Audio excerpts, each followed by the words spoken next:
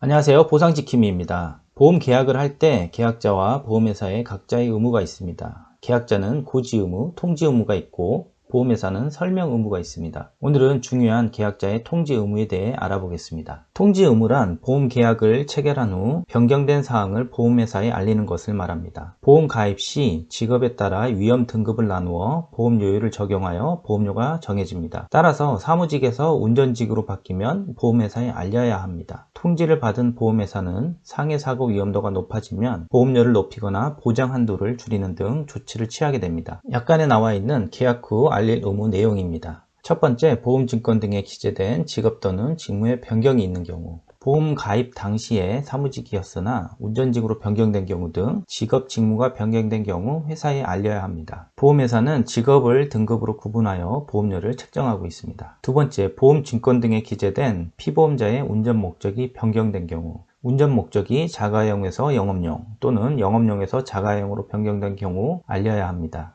세 번째, 보험증권 등에 기재된 피보험자의 운전 여부가 변경된 경우, 피보험자의 운전 가능 불가에서 운전 가능으로 또는 운전 가능에서 운전 불가로 변경된 경우 회사에 알려야 합니다. 네 번째, 이륜 자동차 또는 온동기 장치 자전거를 계속적으로 사용하게 된 경우, 보험 가입 전 이륜 자동차를 사용하지 않았으나 보험 가입 이후에 이륜차를 소유하거나 지속적으로 사용하게 된 경우라면 회사에 알려야 합니다. 본인 명의의 이륜 자동차를 구입한 경우 통지하지 않아 보험 해지되는 경우가 많습니다. 꼭 통지해서 억울한 일이 생기지 않도록 해야 합니다. 통지 의무를 위반한 경우 어떻게 되는지 알아보겠습니다. 상법에서는 계약을 해지하거나 보험금을 부지급할 수 있습니다. 약관에서는 변경 전에 적용된 보험료율의 위험이 증가된 후에 적용해야 할 보험료율에 대한 비율에 따라 보험금을 삭감하여 지급합니다. 상법에서는 보험금 부지급을 할 수 있지만 약관에서는 삭감 지급으로 되어 있어 계약자에게 유리한 약관 규정을 따릅니다. 또 보험회사는